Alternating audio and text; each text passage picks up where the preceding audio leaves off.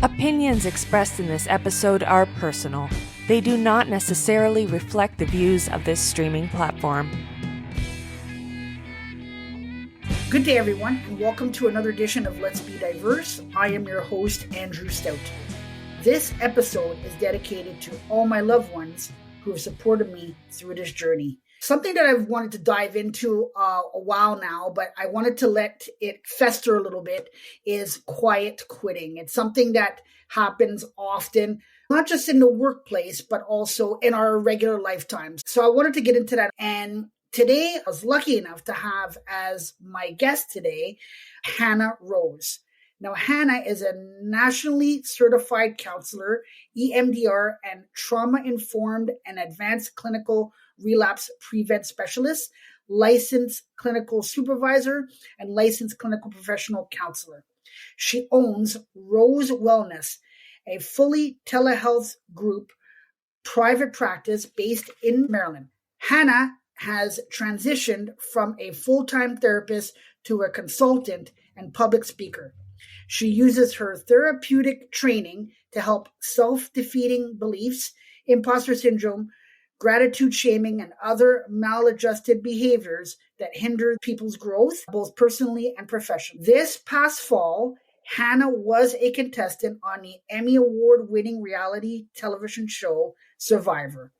Her controversial decision to quit the show shook the internet and highlighted a culture of shame-based beliefs. Despite her brief time on the show, Hannah quickly became a fan favorite among younger generation viewers.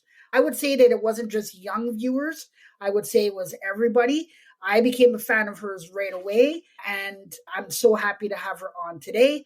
Welcome to the show, Hannah. Thank you so much for spending time with me today. Thank you so much, Andrew. It's great to be here. It was great that you reached out. Definitely funny that the topic is quitting, but I would say I'm definitely an expert on that. And yeah, I'm excited to talk about it. I've been excited to get into this conversation for a while, like I said in the intro.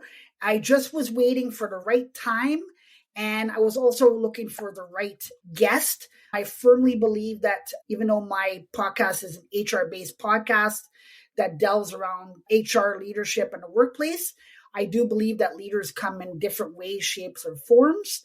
And I just felt like I needed to have the right guest and the right leader to have this topic and have discussion with.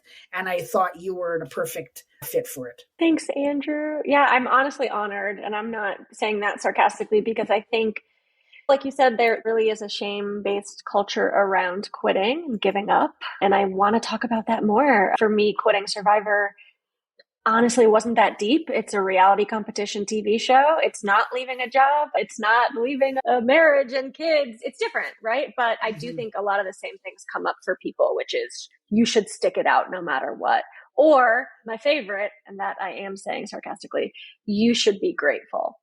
And it's so minimizing. Now, we're going to delve into this for sure. And to touch on that, I think people say that a lot. And that is not just on a show.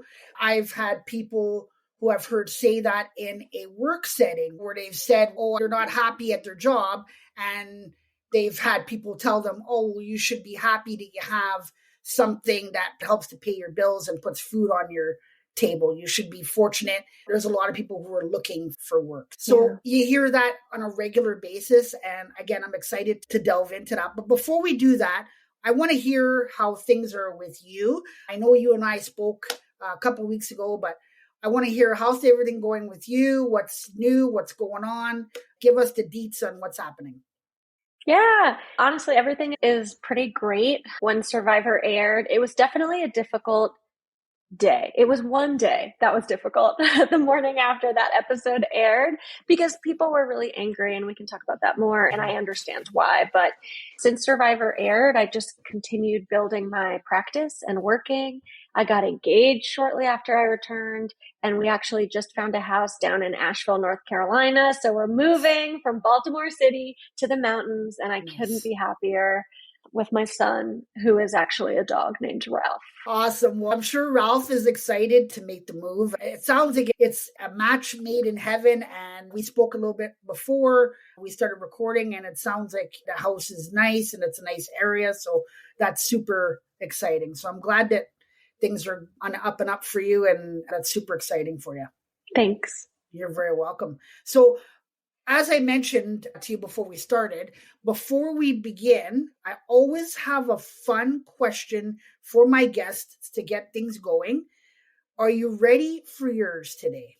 I'm so ready. So my question to you is, what is the wisest advice given to you that you followed and never regretted? Oh God, I have two things that come to mind automatically.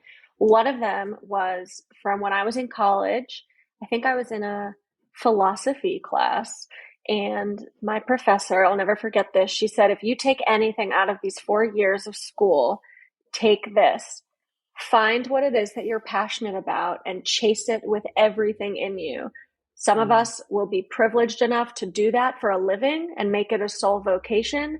But even if you don't, incorporate that passion somewhere else in your life, even if it's not your job, because you will be fulfilled. And I have always been a passion chaser, and I just go after the things that light my fire and bring me joy, like impulsively applying to a TV show that I definitely should not have gone on, but it's fine.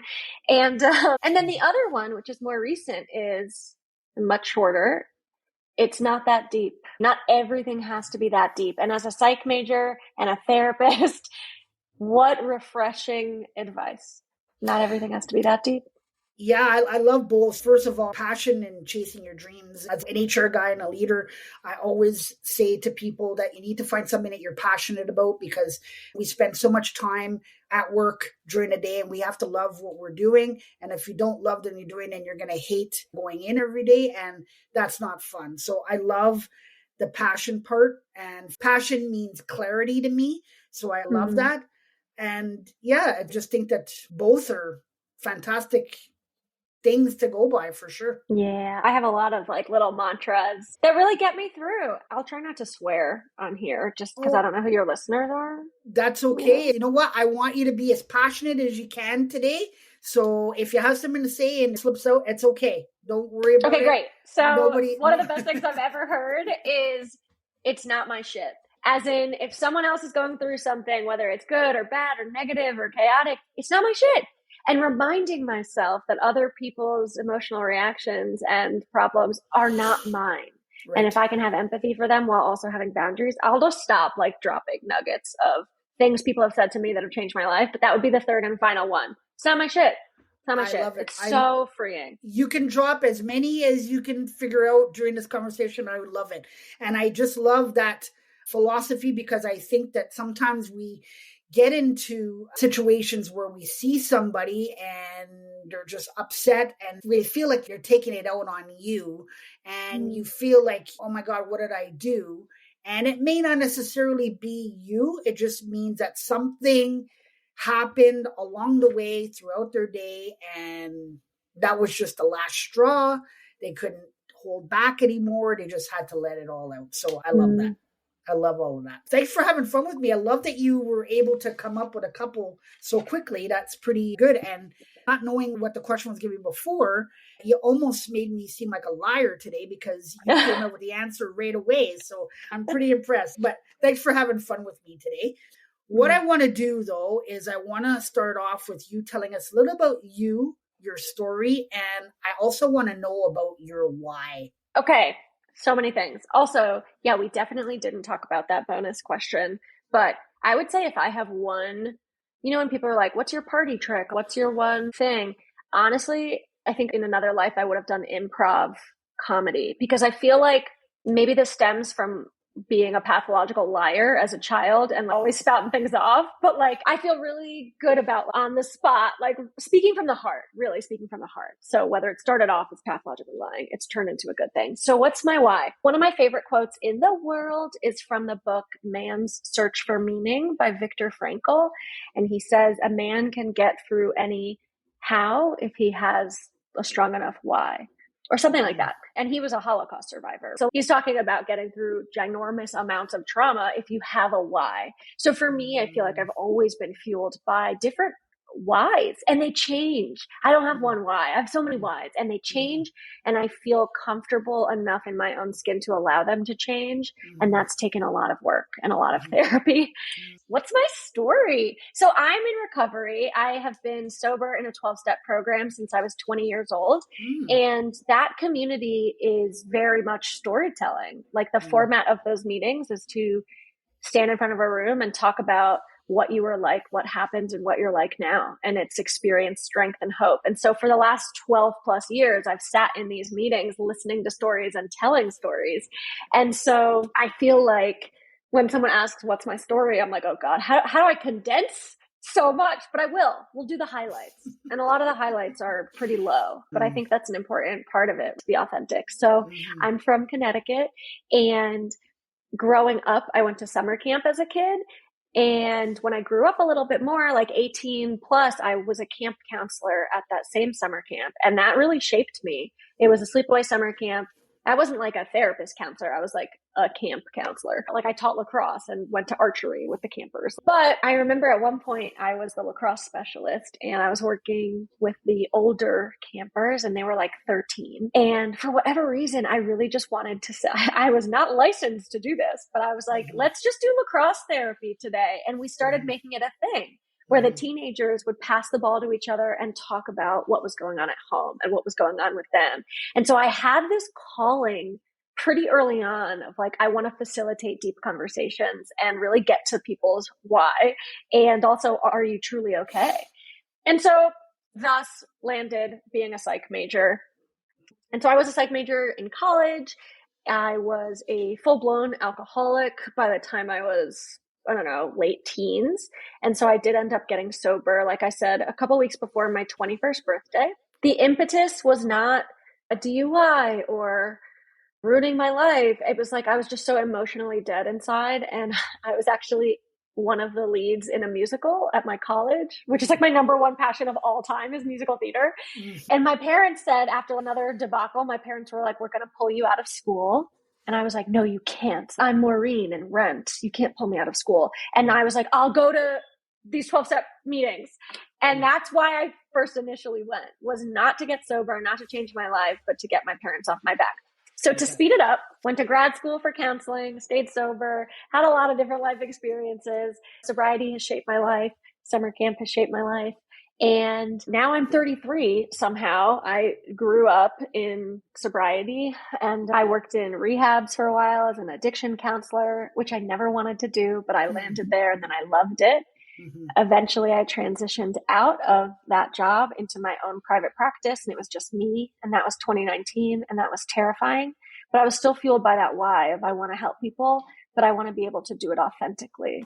And I don't want parameters telling me how I should practice counseling and who I should be working with, etc. And that went really well. It was terrifying and awesome, and I loved my clients. And then a few years later, 2022, I said, maybe I'll hire one or two people and do a group practice, even though I'm not a business owner. I am, like, technically, but I had no idea how to do any of that.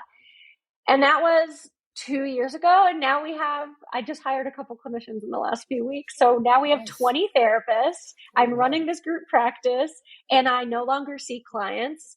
I manage the practice. I provide clinical supervision. I do training and public speaking and consultation. And I got to go on Survivor. I got to go to Fiji for a month.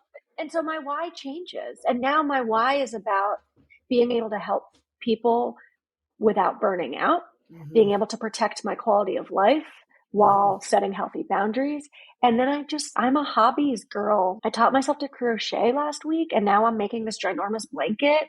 And I love musical theater, and I love yoga. So I have so many whys, but really my ultimate why is to squeeze the most juice I can out of life and be a catalyst for change, joy, healing, catharsis to really anyone that I meet. That's my very wordy why. And that's my whole story as succinctly as possible. So I love that story. There's so many things that I could comment on. The one thing that crossed my mind is the fact of where you came from and the things that you went through to now, And I'd say that is a huge example of leadership, because now you're able to take everything that you took. And I'm a firm believer that each job that you do, you take a little bit of something from it. Maybe you didn't plan it out that way, but having your own practice now, going through all the stuff that you went through in your past and now leading your own team, for me, I'm going to say it's most likely easier for you now to manage your team, because you understand. You talked about authenticity. You want to be authentic with your team members because you know how important it is, what you went through, the things that you dealt with. I'm sure there was some people that were in charge of you that you saw how they were, and you probably took from all those situations to build what you have and lead a team of individuals who are helping other people, but they're helping them the way you molded them to help them. So for me, that is the biggest thing that came out of your story. It's awesome. It's awesome. And I feel like what I really wanted as a newer clinician was the autonomy to explore different modalities of therapy. And I felt really limited and micromanaged at different points. And so I really intentionally try to create an environment where I tell every single person that I hire, I will be as hands-on or hands-off as you need. And so you get the freedom and autonomy to practice the way you want to, but you have the security of knowing that someone who either has more experience than you or is just in a businessy leadership role, I'm here for support, but I am not here to tell you what to do and how to do it. And it's awesome. I've been asked, how did you scale your practice so quickly? And I'm like, I don't think I did anything other than show up as myself in those interviews. I rebranded and hired this amazing team to redo my website and all the language, and they based it all on their conversations with me. So I feel like now our website is really a branch of what the vibe is. And when I ask people, hey, what is it about Rose Wellness that made you apply? 9 times out of 10, they say, honestly, the website. I'm like, yes. And it's cool. It's really cool. I've been on this authenticity journey for years and years and trying to work through letting go of the fear of what people think of me, which is so ingrained into a lot of us. And honestly, Survivor was just like the culmination of that, because obviously I made a very unpopular decision and I stand by it because I will not trade my authenticity for anyone's approval. And I didn't want to be there and I would have faked it. And we're going to delve into that. But yes, I think when you talk about your website, I talk a lot about companies who put stuff on their website, but it's very easy to put on your website mission, vision, and values. You could put that on there. It's very easy to write it. You can write it. But from what I'm hearing from you, Hannah, is that what you have on your website was a firm belief of what you want to do, what you accomplish. And that is why people saw that. And that's why they wanted to apply. Not because they might have been looking for a job. That's probably what they wanted to do. But they saw your website and said, this is the place I want to work. And I want to work for them because of what they stand for. So that, for me, that just tells me all of that. Kudos to you for figuring that out and doing that, for sure. Thank you. I definitely didn't mean to. Whatever you meant or didn't, you did it. So what I want to hear from you is, what is quiet quitting and why is it bad for, not just for an organization, but in general? Why do you think it's such a bad thing? First of all, I don't. Because I don't think every scenario is the same by any means. I think every single person's experience is different. What it is that their job is bringing up in them or their supervisor, their coworkers, like we all have different emotional wounds, right? And so the catalyst for anyone to quit loudly or quietly, it's just different. And so I definitely can't make any blanket statements about what is good and what is bad. I've heard a lot about quiet quitting recently, and I think for some people that's really empowering. So like, to me, it all comes back to how were you raised and what were your dinner conversations like with your family, like confrontation, attachment, like it all comes back to that. So I think choosing to leave for any reason can be very healthy and empowering. It also can be avoidance. It can be escape. I've watched people quit jobs and then every single job they have the same exact issue because the common denominator is them. right? And until they heal their internal wounds, it doesn't matter what the job is. The same things are going to activate you. And then I've seen people who have shamed themselves into believing I'm the problem. I should make it work. I should be grateful. And they have a super abusive boss. And so every situation's different. So I definitely don't have a solid answer.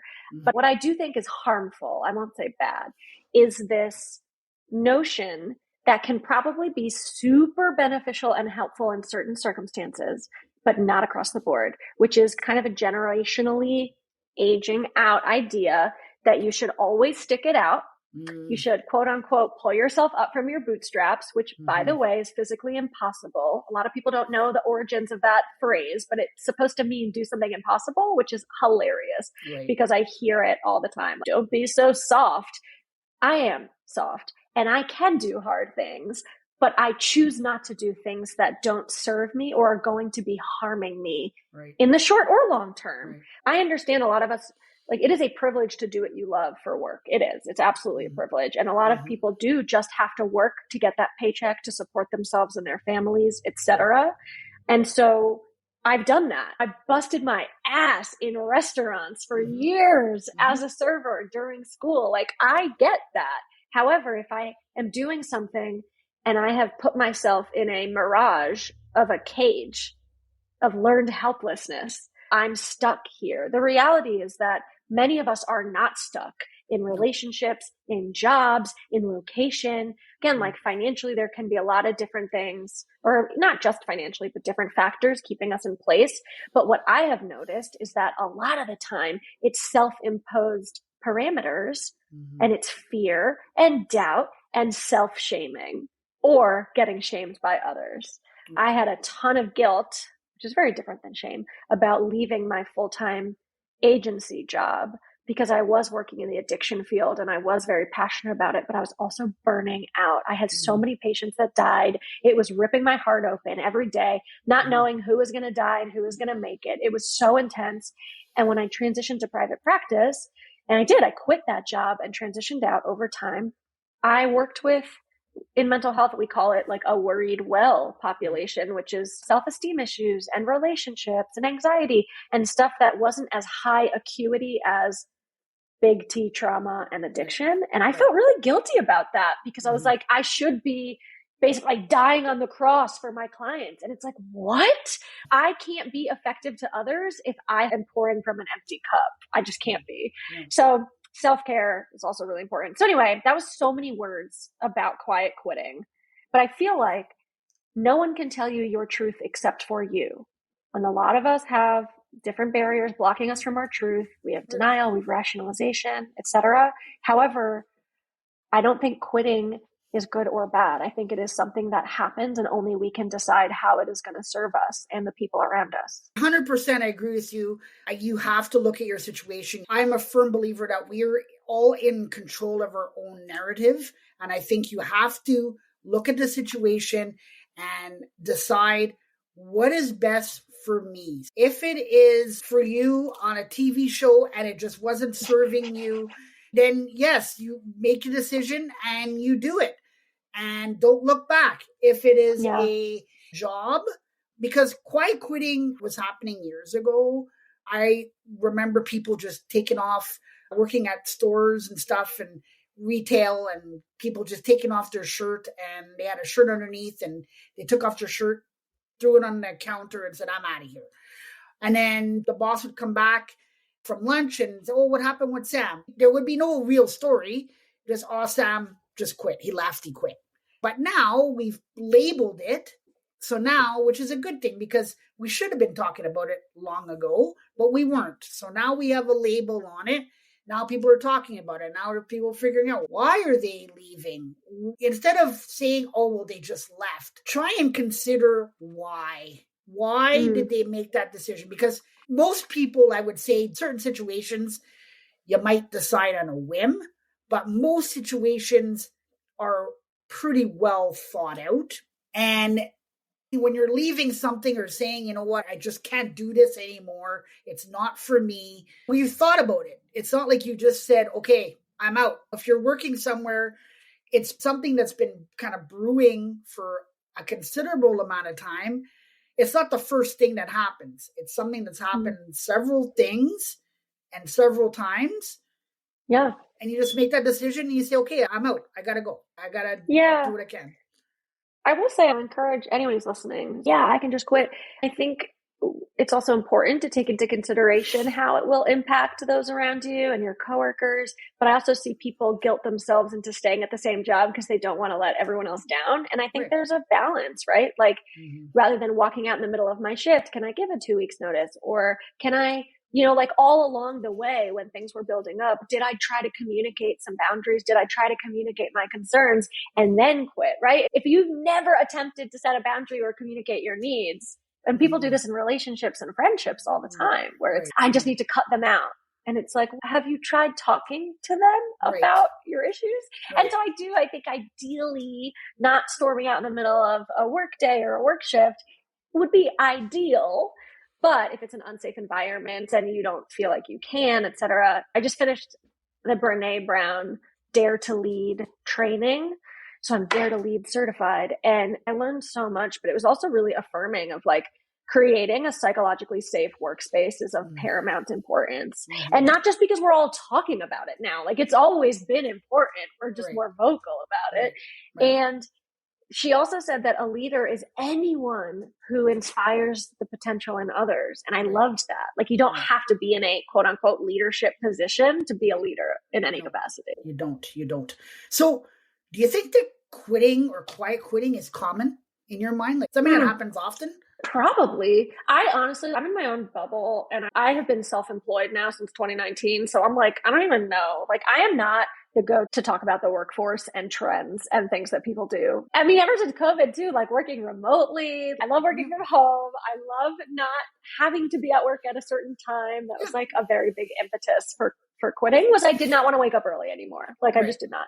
No. And I'm assuming it happens, but it's probably more common in certain fields or in certain, vocations than others. Yeah. So let me rephrase it. Is it something that you think that people do often? Like they just decide I've had enough and leave? I can see that happening. This is just from my own experience. I can see it happening more in like restaurants or like I work at a Walgreens or like I work at a dollar store, et cetera. Then I'm a whatever, like CEO of a company or I'm a sales manager. So I don't know. I think it really differs only because I've seen it happen in those fields, not because they're any less demanding of, I think in a lot of cases, like the more blue collar the job, the more demanding it can be, honestly, for less money. And so if the stakes are lower, because for me, like in a restaurant, I'll just work in another restaurant. Screw you, I'm quitting. I never did that, but I wanted to do it. No, for sure.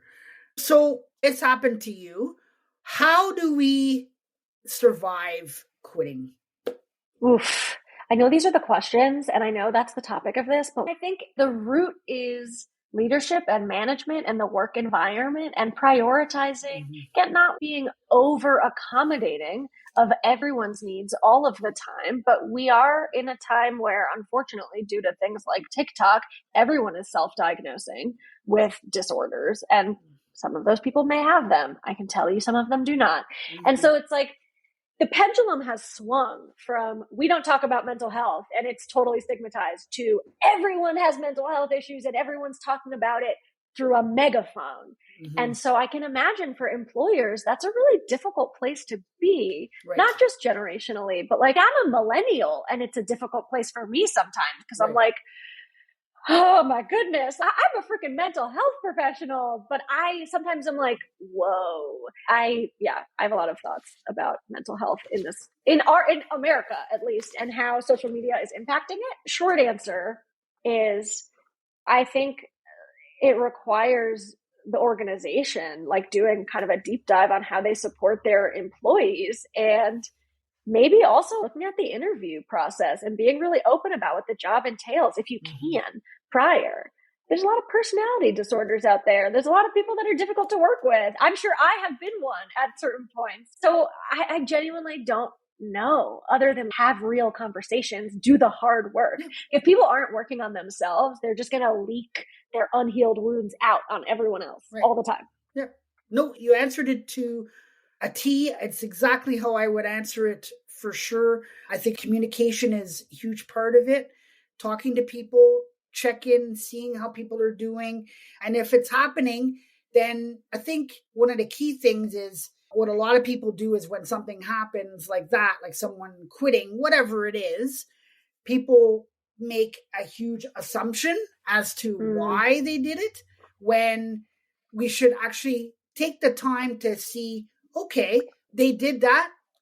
Let's get together and let's figure out why did it happen and what steps can we do to prevent it from happening down the road. Obviously, you can come up with a gamut of scenarios. You're not going to find every scenario that's going to solve it. But I think that most important thing is to have the discussions and figure out, well, understand that this happened and why, and understand that it's not always a negative thing like we talked about earlier. It could be something that you just felt. We're all passionate and we all have our thoughts and feelings on things, and sometimes you just have to go with your soul and what your body is telling you that you just need to do, and sometimes you just need to follow it. For sure. And I think exit interviews are also really helpful. Like an exit interview where ideally you encourage whoever is quitting to be as honest as possible about why, because you can take that information and learn from it. But I would say, Hannah, if you're going to do those, that is perfectly fine. But there are companies that do that and then they say that they did it and then they just put it aside. If you're going to do that, then make sure that you have a conversation, communicate. Okay, I just had an exit interview with Hannah. This is what she told me, the reasons why she decided that she wanted to leave the company. Then we have to understand that everybody's reasons mean something to that individual, right? If you're downplaying somebody's reasoning for something, then it's not right. You have to understand why they did it. You may not fully understand it, but you need to sympathize and say, okay, why did they do this? And let's try to figure out what we can do in the future so that if somebody is having this issue, that we can have some support system to help them and to guide them. If somebody's somebody's having an issue with their boss, then what are the issues? What's going on? And find out what's happening, and instead of just, they left because of so and so. And I think it takes a lot of leveling of pride and ego and the ability to be humble, practice humility, and all the things that I've learned from being in recovery, right? It's like self-awareness, being mindful. If I have a clinician who says they're going to transition out and start their own private practice, I tell everyone I hire that I'm going to help them do that. And this should not be a last place for them. That you shouldn't work at someone else's private practice long-term. You should go start your own. But I think it's important to ask for feedback and have hard conversations. Again, Brené Brown's book, Dare to Lead, is so helpful about leaning into hard conversations and looking at what's blocking you as a leader from doing that. And for me, what came up during this training was people pleasing and fear of not being liked and all these things that it was like, I got to rumble with this stuff and it's uncomfortable. And I think if more people were willing to do that kind of introspective work, it's not comfortable at all. It sucks, but it's so helpful. But unfortunately, it's like not the world we live in. So no, for sure. If we're talking about surviving it, I think that we have to communicate, but we also have to understand that going back again, what is the true meaning of what that person is going through? And I think if we understand that, then it might be a little bit easier. But yes, I totally agree with you. And you mentioned TikTok and stuff like that. There's a lot of videos and stuff like that, and a lot of stuff out there on social media that it's almost like it's pushing you a certain direction. And I think there was a trend. There was a trend where people were filming themselves quitting loudly at work and walking out. How many of those people would have done that if it wasn't a trend? Oh, I have thoughts about social media, but we don't have to go there. That's another topic. Yes, I have my thoughts on social media as well. You and I will probably have a conversation on this another time for sure. But what I want to know is, if you could choose one word, Hannah, to describe yourself, what word would that be? And if you need more than one, you could come up with a couple. I'm like, the word that's coming up is wordy, because I just feel like I have a lot of things to say. I think passionate is so cliche. I honestly, wow. I'm stumped. I'm just thinking the words that are coming up are like myself. That's not an adjective at all. Bubbly? I think bubbly. I have a lot of energy. Yeah. So like right now, I'm tired. I'm very tired, but I get really amped up talking about things and get real bubbly. So we'll go bubbly. We'll go bubbly. Yes. I think that would be bubbly. Bubbly says if you're sociable, you're fun, you're outgoing type of person. So I definitely would agree with you on that. If I was to choose one word for you, we mentioned it earlier, is from your story and what you've gone through and where you are now, I would say is adaptable would be the word that I would use for you. Adapt like a chameleon. Yeah, because you've adapted in every situation, every scenario. And I don't think that you stop adapting. I believe that you continue to adapt.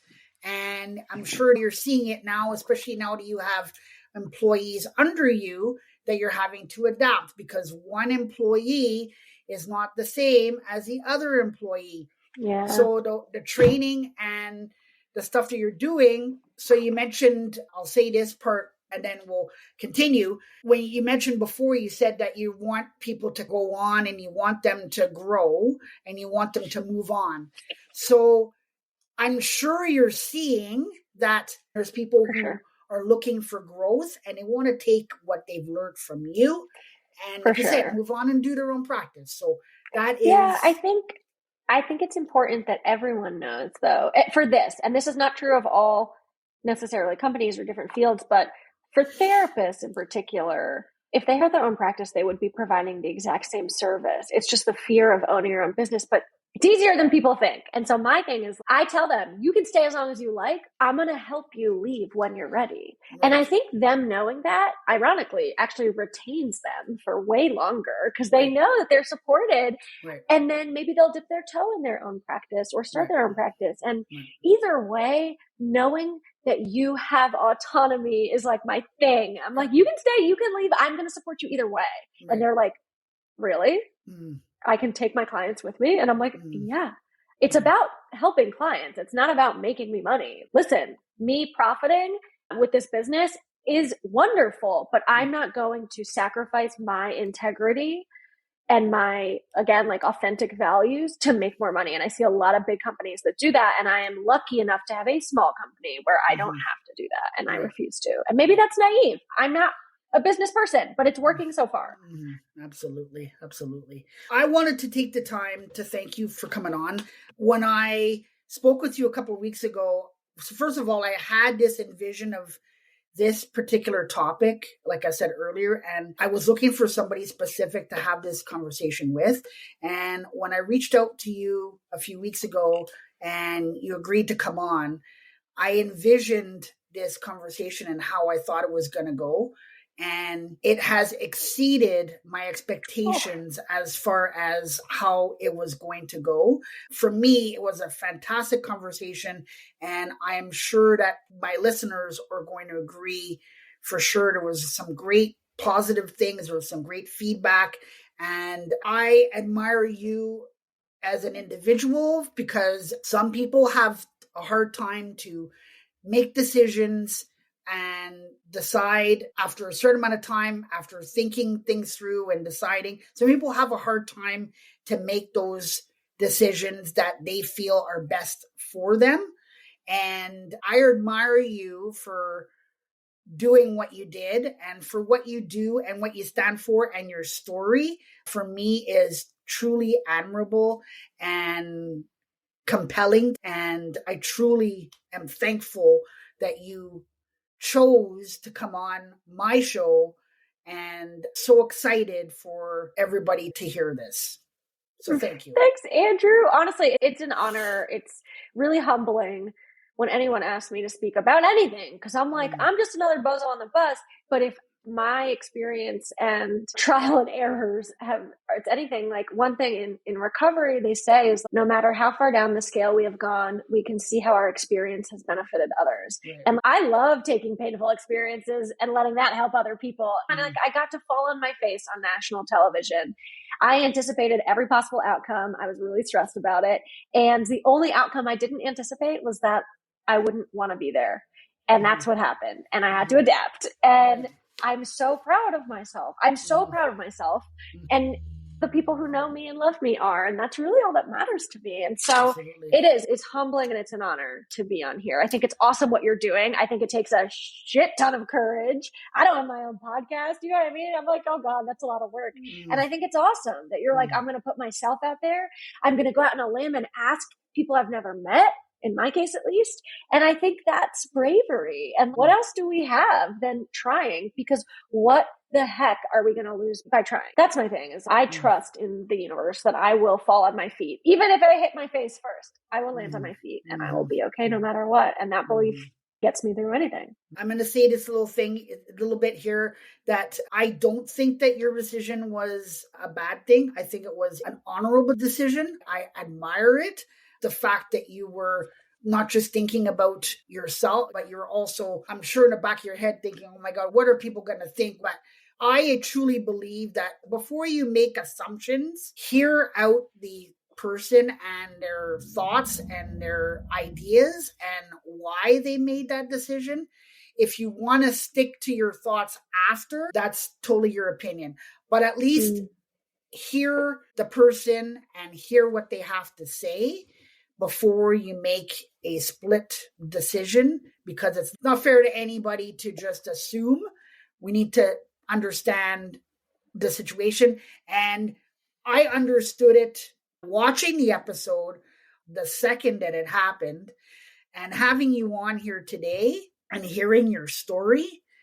I understand the story and the situation even a million times better than what I understood it, because now I've had the opportunity to talk with you and find out more about you. And I'm so honored that you were willing to do this with me. So again, thank you for coming on. Thanks, Andrew. You're very welcome. So on behalf of myself and my guest today, Hannah, I would like to thank you all for listening. And until next time, be safe. And I want to let everybody know that if we all work together, we can accomplish anything. You have been listening to Let's Be Diverse with Andrew Stout. To stay up to date with future content, hit subscribe